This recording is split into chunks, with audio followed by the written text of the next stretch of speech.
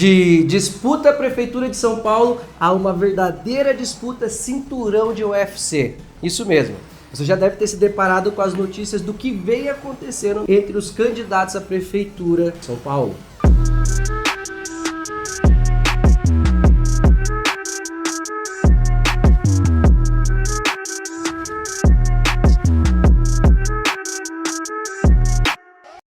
No debate realizado pelo canal Flow Podcast, o assessor de Pablo Marçal, Medina, desferiu um golpe com toda a força contra o marqueteiro Duda Lima da equipe de Ricardo Nunes.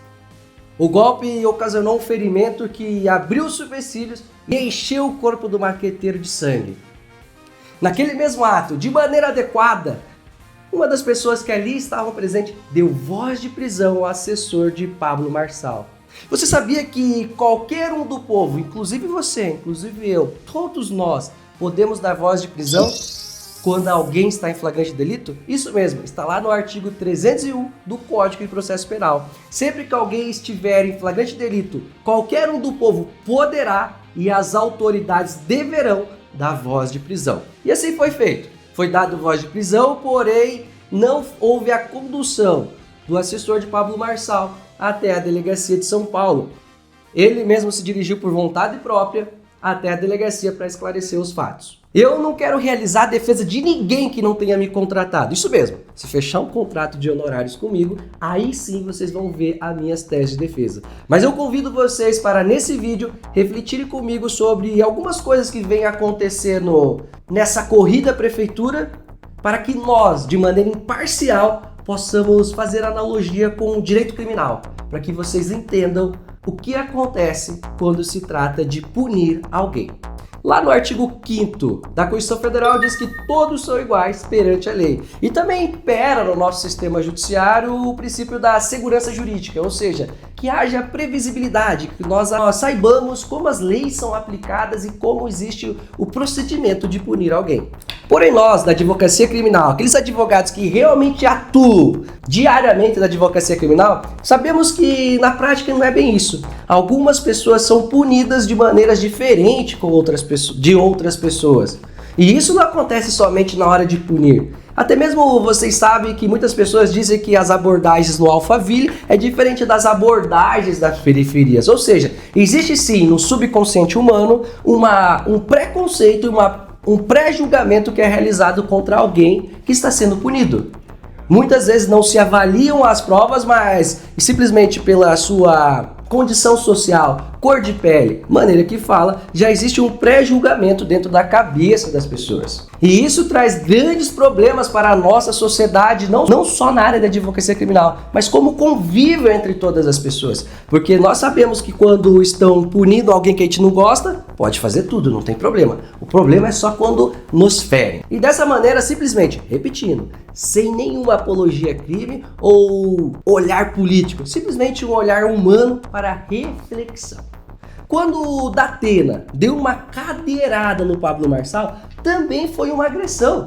Independente de haver ou não haver uma provocação, foi uma agressão. E ao contrário de alguém dar voz de prisão para Datena, lhe foi dada uma escolta, onde a polícia o ajudou a sair do recinto. O que, conforme a regra penal mandaria, era levá-lo até a delegacia, analisar os fatos para auferir a gravidade da lesão, se foi lesão leve, grave ou gravíssima, para então o delegado, instaurado o auto de flagrante, verificar qual o tipo penal que iria ser seguido na investigação daquele caso. Não simplesmente liberar Datena para a sua casa, como foi feito. Guarde esse ponto. Eu não quero dizer que a imparcialidade aqui, como muitas pessoas dizem, o consórcio de comunistas seriam só do comunista. Esqueçam a ideologia política. Vamos pensar como seres humanos, porque é essa a proposta que eu quero trazer para vocês. Quer ver como que não é só um lado que quer usar a lei a seu favor, como dizem que agora a esquerda quer fazer? Vamos não retroagir tão distante assim, mas no governo anterior, qual que era o lema? Pá, tiro. Bandido bom é bandido morto. Lembra disso? Até mesmo o próprio Datena sempre teve esse posicionamento de bandido bom é bandido morto, mas vamos deixar para o final. Vamos lembrar como que era a governança da presidência anterior. Era tido o discurso entre todas as pessoas de direita. Bandido bom é bandido morto. Mas o que aconteceu no processo de 8 de janeiro? Do discurso de bandido bom é bandido morto para o discurso de nossos direitos humanos precisam ser reservados, são senhoras indefesas, por não deveriam estar presas, não é lugar para elas. Veja então que não é de uma posição política ou outra, é praticamente do ser humano querer que aos meus amigos tudo e aos meus inimigos a lei. E o direito penal não deve se curvar a esses discursos. O direito penal deve ser imparcial e tratar todos de igual forma quando falamos de aplicar a lei. Então nós vemos que a intenção de muitas pessoas é usar a lei ao seu favor para punir os seus inimigos, mas quando é contra eles, não, presunção de inocência, vamos ter que ir com cuidado. Apresentado então esse ponto, que o discurso muda conforme a vítima, quero que nós analisemos outro ponto nesse debate então, que são 2 pesos e 2 medidas, assim como são nos processos criminais. Nesse mesmo debate, o Datena anteriormente atribuiu adjetivos negativos contra Pablo Marçal por 2 minutos. Em nenhum momento ele foi interrompido. Me condena mais uma vez de uma forma brutal esse cidadão aqui. Foi um dos pioneiros desse tipo de roubo. Somente ao final da sua fala lhe foi dada uma advertência. Está sendo advertido por mim, é a primeira advertência nesse debate, ok? Pelas manifestações reiteradas. O candidato Pablo Marçal pediu direito de resposta que será analisado. Então, para aquelas pessoas que ali estavam, se estabeleceu a regra. Não, então é assim, a advertência vem depois. No lugar de imparcialidade, a lei seria aplicada de igual forma para 2.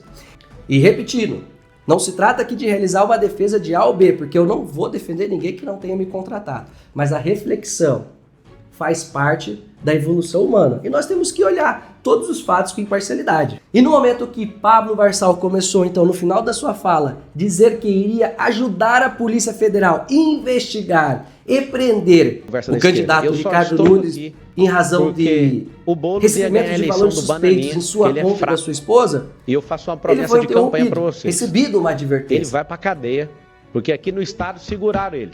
Ele vai. Você não interrompeu o Datena quando ele estava falando. Você não interrompeu, você me dá advertência no final. E eu quero falar para você o seguinte: vamos colocar ele na cadeia. Você não interrompeu o Datena de me xingar de tudo. Corta o microfone, por favor. Sim? Corta o microfone. Desculpa, candidato. Ele interrompeu Pablo Marçal, o que não fez com o Datena, ou seja, 2 pesos e 2 medidas diferentes quando se trata de um candidato que não se gosta dele. Porém, a lei não deve ser aplicada por nós gostarmos ou não de quem é acusado. Bem assim como nos debates, não se deve aplicar as regras de uma maneira para um e para outro não. Nós devemos seguir a imparcialidade. E neste momento, então, que Pablo foi interrompido e retornou na sua fala e tentou falar novamente a mesma coisa, ele foi expulso do debate, diante de uma decisão que não foi aplicada a 2 candidatos de igual modo. Foi aplicado para o Datena de um jeito e para o Pablo de outro. Ou seja, um erro no julgamento daquela pessoa que era responsável, que devia aplicar a lei de maneira imparcial. A Polícia Federal vai prender o Ricardo Nunes, essa é uma promessa de campanha. A Polícia Federal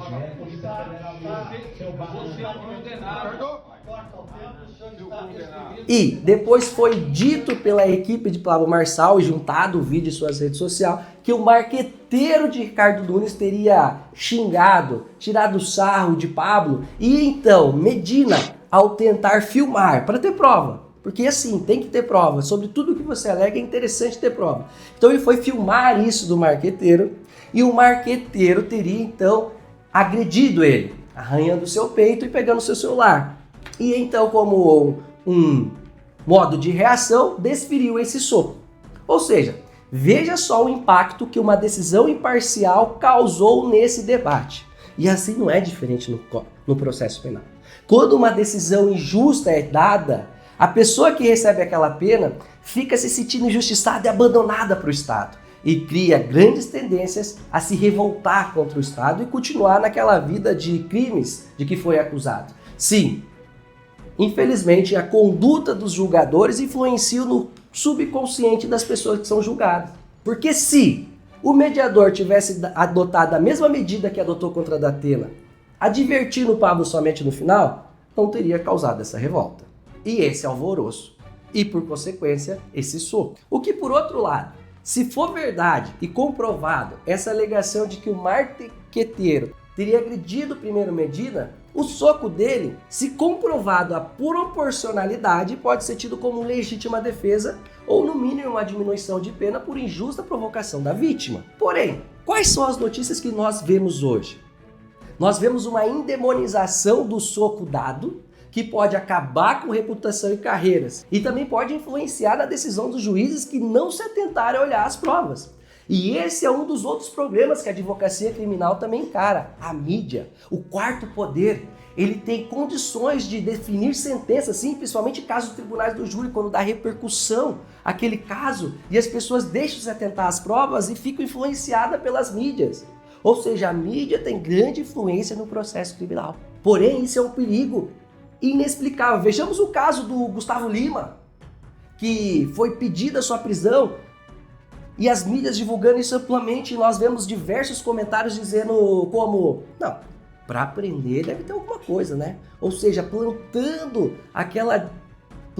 já nas pessoas que se prendeu quer dizer que ele é culpado. Porém, se Gustavo Lima depois comprovar que é inocente, como a sua prisão já foi revogada, no dia de hoje, dia 24, a prisão dele já foi revogada e tinha sido deferido dia 23. Só que, se essa prisão permanecesse por mais tempo por causa da mídia, o que aconteceria com os contratos que ele ia perder por estar respondendo ao processo criminal? O que ia acontecer com as coisas que ele via ouvindo em sua família sobre ele ser um criminoso ou não? Mas esse tema do Gustavo Lima eu vou deixar para um vídeo específico. Por isso nós temos que tomar muito cuidado com o que nós vemos, consumimos e propagamos nas mídias. Devemos tentar ser o mais imparcial possível, porque isso aqui, a mídia, a internet, pode destruir vidas. E o processo penal não pode seguir esse caminho. O processo penal deve ser imparcial.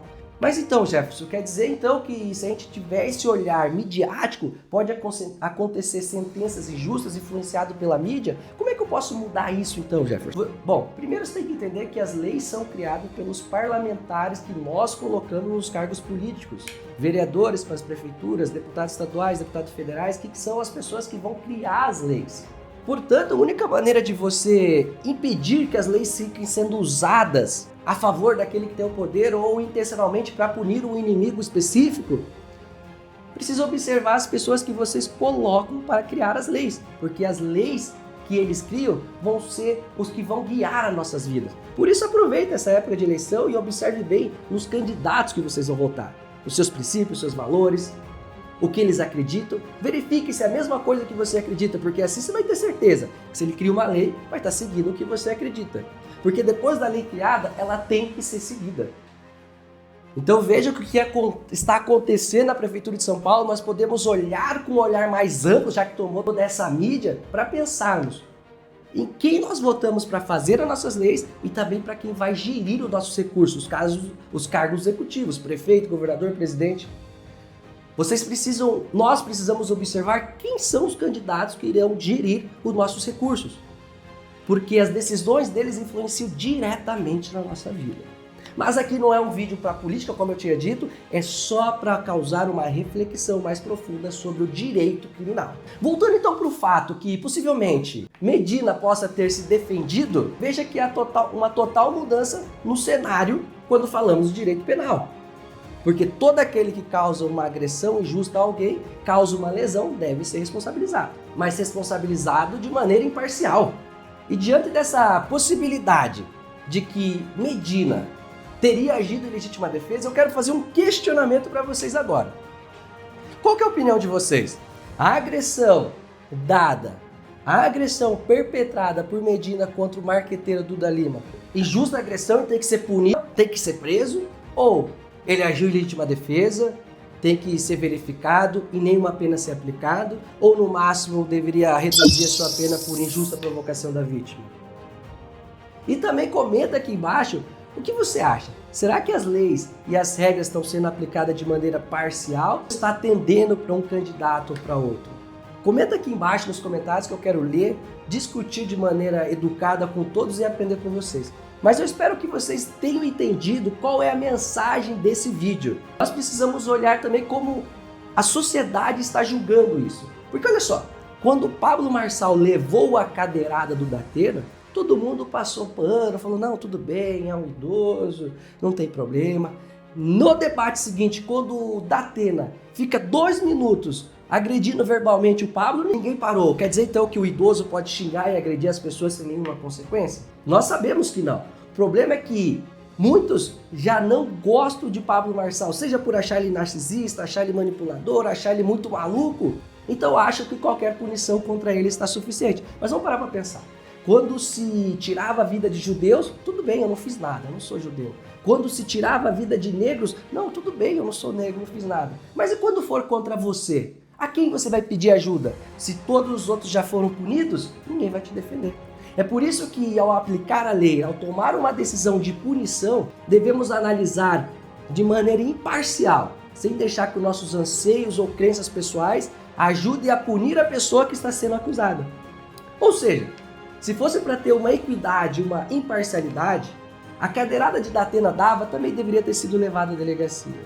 As palavras de Datena proferidas deveriam ter sido interrompidas. Vejo que a culpa não é somente do provocador, nós não devemos analisar os fatos com a intenção de que a punição para essa pessoa é devida porque eu não gosto dela. Não, nós devemos olhar de maneira imparcial. E veja que todo esse imbróglio, essa guerra, ela é dada em razão de que não se aplica as leis e as regras desses debates da prefeitura de maneira imparcial, de igual modo para todos. Visivelmente nós podemos ver que se for contra o Pablo Marçal, toda a punição é justa. Agora, contra os outros, vamos relevar.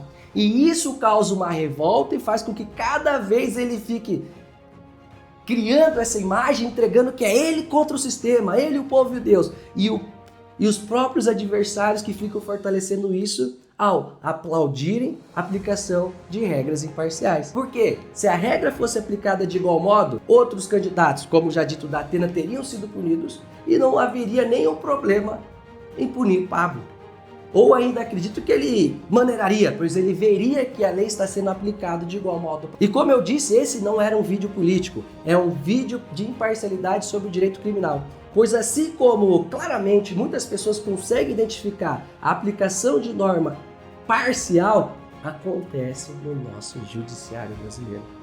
Infelizmente, nós sabemos que algumas pessoas são punidas e pelos mesmos fatos outras não. Sejam pela contratação de bons advogados, sejam pelo pré-julgamento anterior que o próprio juiz fez, antes de analisar as provas, se aquela pessoa era culpada ou inocente. E o papel do advogado criminal é impedir que isso aconteça. O papel do advogado criminal é lutar pelo seu cliente e exigir que o julgador aplique a lei de maneira imparcial, que ele observe uma decisão que ele deu para uma pessoa para que se aplique também para o nosso cliente, para impedir que uma colheita de provas seja tida de maneira ilegal, pois uma prova que é colhida de maneira ilegal, ela tem que ser retirada do mundo jurídico.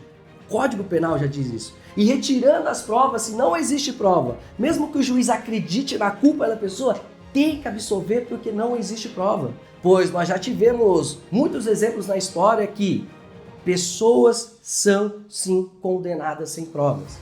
E o advogado criminal tem que enfrentar isso.